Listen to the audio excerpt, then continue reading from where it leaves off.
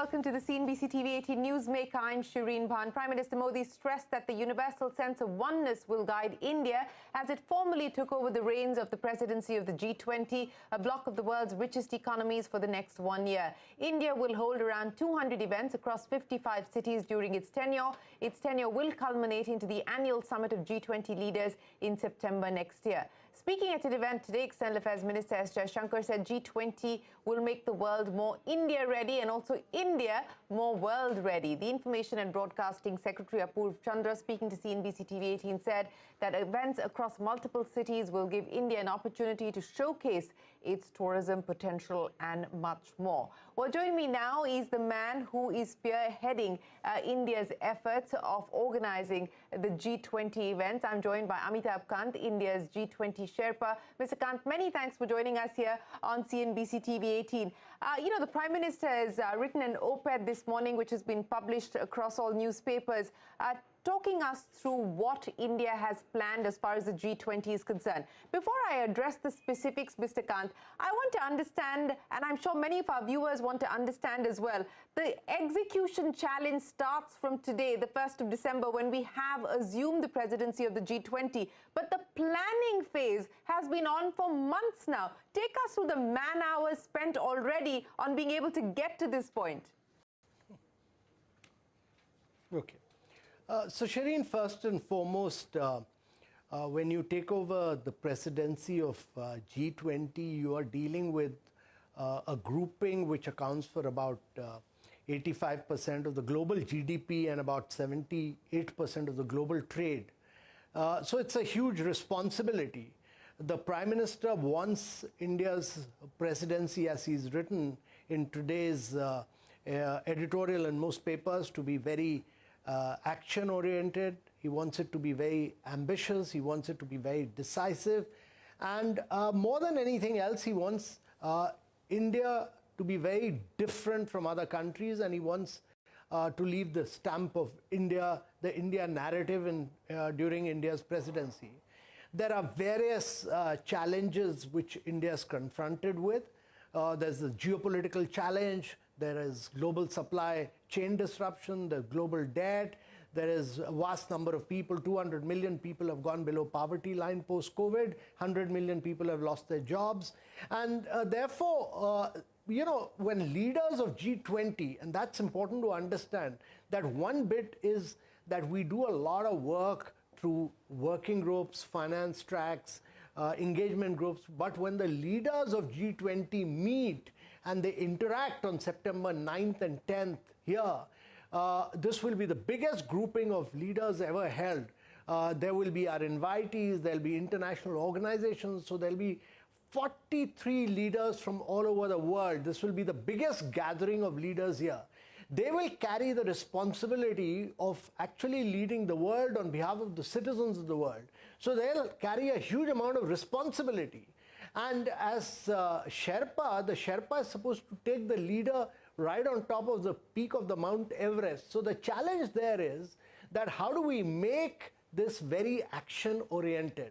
And I think there the Prime Minister has spelled out in his editorial what India's priorities would be. One is that whether, at this particular moment, there's a looming crisis of slowdown of growth all across the world. And this is essentially an economic grouping.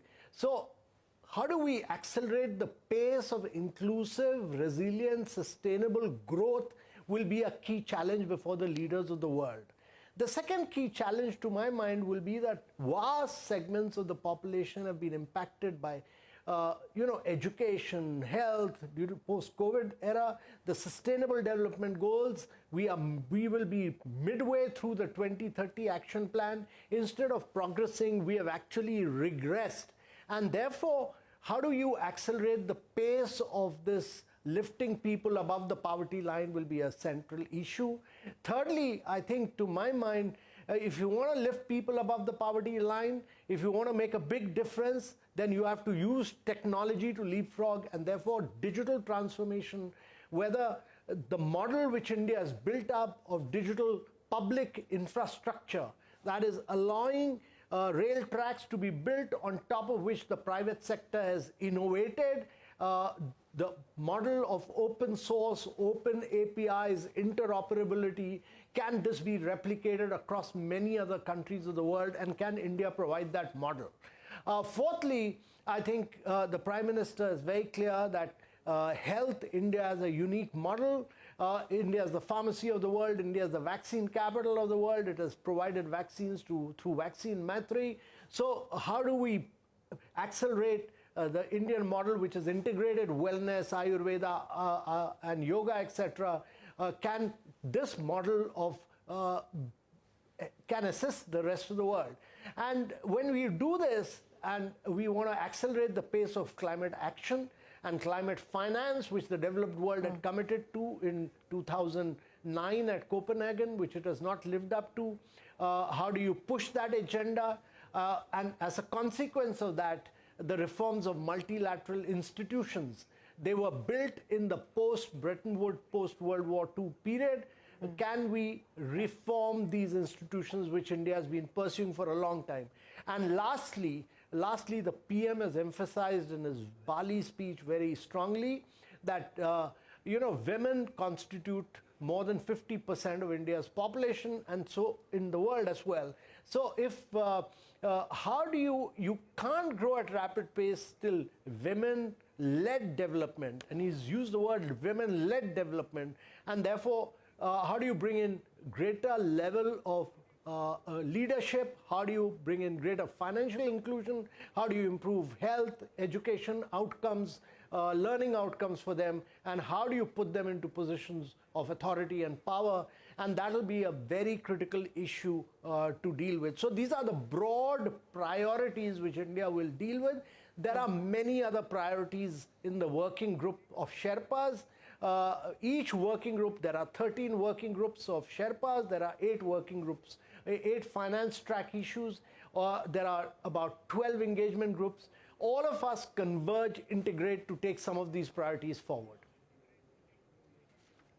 Well, Mr. Kant, thank you very much for very comprehensively summarizing for us the 7 priority areas. I noted them down as you were speaking, the 7 priority areas that India wants to put on the table as far as the G20 is concerned. And I do want to highlight the fact, the last issue that you spoke of, women-led development, gender parity, those are issues that we take very seriously here. In fact, we've just launched our Future Female Forward campaign addressing exactly that issue. So I'm glad that it is being given pride of place as far as India's agenda for the G20 is concerned. But Mr. Kant, let's address some of the complexities within which the G20 meeting is going to take place and something that India is going to have to negotiate and steer its way through. When you spoke with us from Bali, you talked about how India, along with several other countries, played a crucial role in changing the text, the final communique of the G20, because you didn't want it to look like a political statement. You wanted there to be consensus between countries. Now, the Prime Minister in his op-ed talks about the fact that we do not need to fight for our survival. Our era need not be one of war. In fact, this was part of the G20 communique as well. But the fact of the matter, Mr. Kant, is that we are in the midst of a war. The Russia-Ukraine war continues. Russia and Europe don't want to have anything to do with each other, don't want to be on any side of the table. How challenging does that make your task? Does that make India's task as far as the G20 is concerned? It is challenging, but let me also say that this was challenging for Indonesia as well through the year. Every single meeting at ministerial level had failed. All through the year there was a deadlock. There was a scenario where the G7 countries were not even willing to talk to Russia. We finally, at the Bali Sherpa meeting, India played a very key and a very critical role. We convinced G7 that it can't be a very political statement, and therefore we said that G20 is essentially an economic grouping. It's a grouping for growth, financial progress, and therefore there is a need to the real political body is the UN Security Council, and therefore we India, along with Brazil, South Africa, Mexico, Argentina, it played a very critical role. Singapore joined us later. Many other countries joined up. We really convinced the G7 that let us fall back on the drafting done by the UN Security Council. We redrafted that entire para and the entire statement. And therefore, we convinced G7 that this is the way forward. And finally, then we went back and convinced Russia. And later, we convinced China as well. And therefore, India played a very key and critical role. And to my mind, India will continue to play that role of being a positive and a very constructive voice in G20. We will be forward-looking. We will try and bring consensus. The Prime Minister has very strongly said that this is an era of diplomacy and dialogue. It's not an era of war. It is a logical consequence of that is that this is an era of peace. And the more you have war, we will impact the lives of citizens. And therefore, that will be the sanity which India will try and bring in debate and discussion all through G20. We will bring positivity. We will bring a very, very deep voice of bringing in the entire thinking behind Vasudhaiva Kutumbakam, and that one earth is one family, it's one future. That is, we are all part of one cosmic web, and that there has to be unity in diversity, and that we must work towards peace. That will be the central message that we'll bring in throughout our presidency. You know, one of the other central messages that the Prime Minister has spoken of, Mr. Kant, in his op-ed today, when he talks about depoliticizing the global supply of food, fertilizer and medical products so that geopolitical tensions do not lead to humanitarian crises. Now, while this is something that is important that world leaders need to address, the fact of the matter is that countries also need to factor in their own national interests before they talk about the global good. Now, what could be the demonstrable action that India would like to put on the table to take this agenda forward? Because this is going to perhaps require more than just words. It's also going to require demonstrable action. What is it that we can expect from India specifically on this front of depoliticizing food, fertilizer and medical products? So, Shereen, it's important to understand that if we are not allowing food to move from Ukraine and Russia, or if we do not allow fertilizer to move from Russia and Ukraine, next year's production of food will get impacted. The world will be on a very short supply of food, and vast segments of population across the world will actually get into hunger and malnutrition. And therefore, the critical issue is of allowing food and fertilizer to move, and this needs to be totally depoliticized.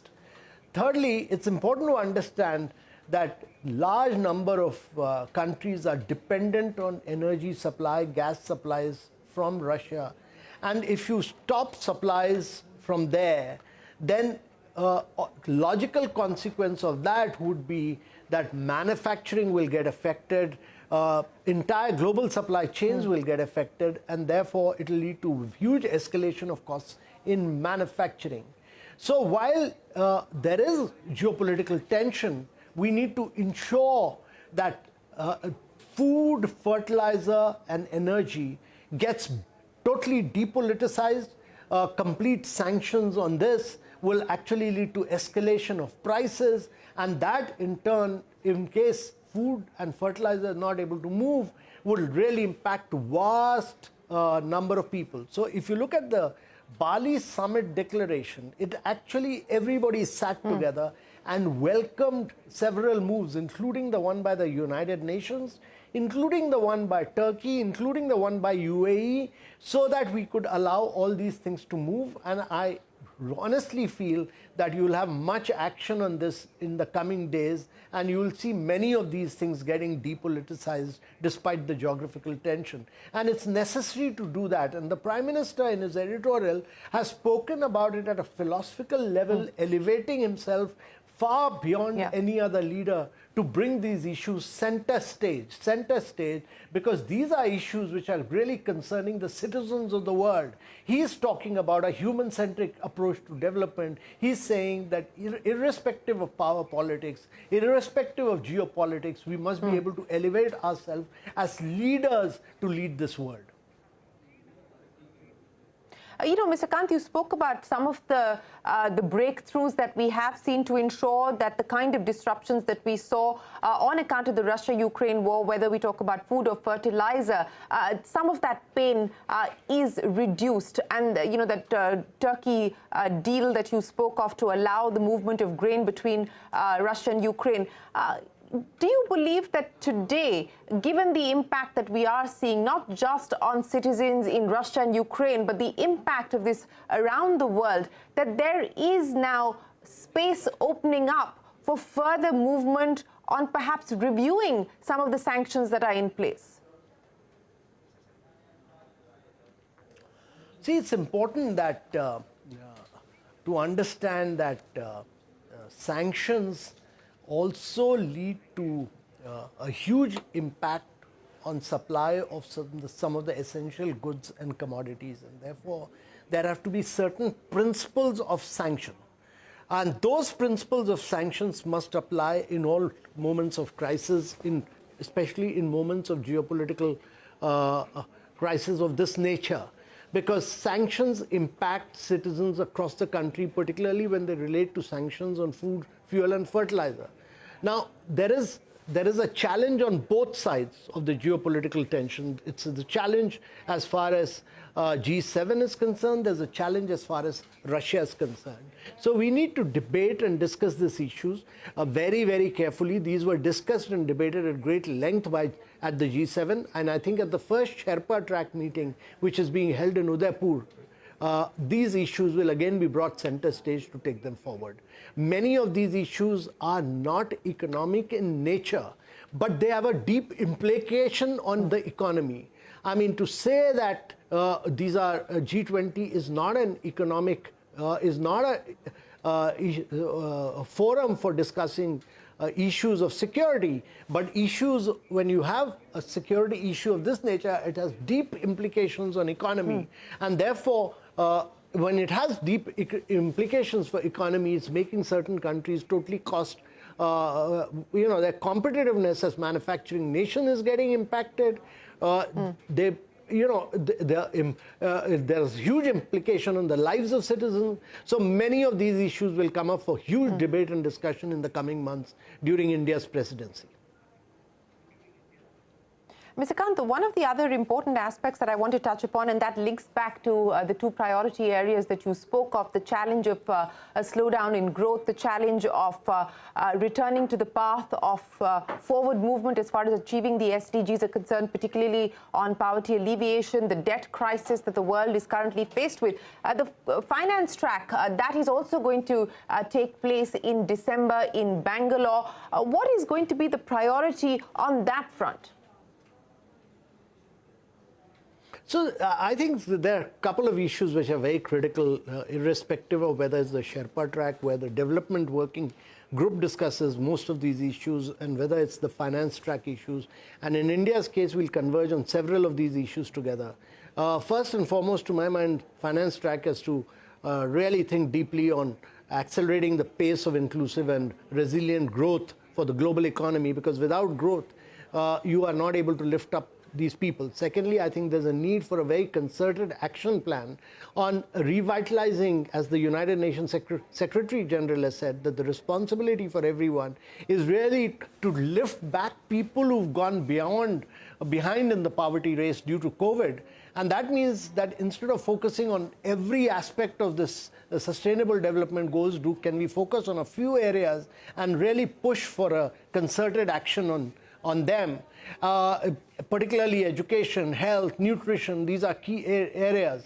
And thirdly, to my mind, the finance track has a very big responsibility because 70 countries around the world are really impacted by a global debt crisis. So once countries start falling apart, you'll see the whole financial architecture crumbling down. And the challenge there is that most global debt is presently handled by the Paris Club.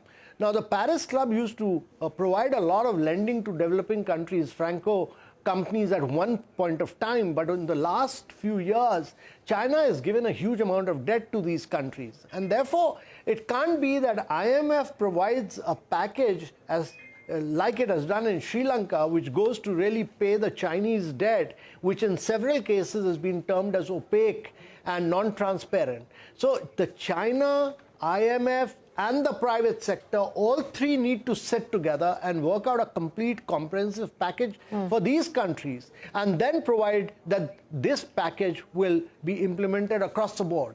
In Indonesia, China objected to this and said that they will do a one-to-one deal on global, it is their debt and they will deal one-to-one. Now, that will be a challenge, and I think we need to discuss this out during our presidency so that we are able to bring everybody together on a global debt package. This is critical. This, to my mind, is very, very critical. And the third key issue, to my mind, will be this issue of crypto, which, it's not an issue which one country can tackle. India has been saying this, that everyone needs to work together to have one single unified policy framework, both on crypto as an asset class and crypto as a digital currency. So these are issues which IMF has been asked to look into. Their policy framework will be, their draft policy framework and their inputs will be a critical input into the G20 framework. These are some key issues which I can highlight. Just on that issue, sir, because, we are currently talking about cryptos in the context of a crypto collapse. We've seen what's happening with crypto exchanges on the back of the FTX debacle. Now, India was contemplating moving a bill in Parliament. We tried that twice. We pulled it back. The RBI has been vociferous in its opposition to any kind of crypto, saying that there should be a complete ban. At this point in time, India has decided to tax crypto or virtual assets.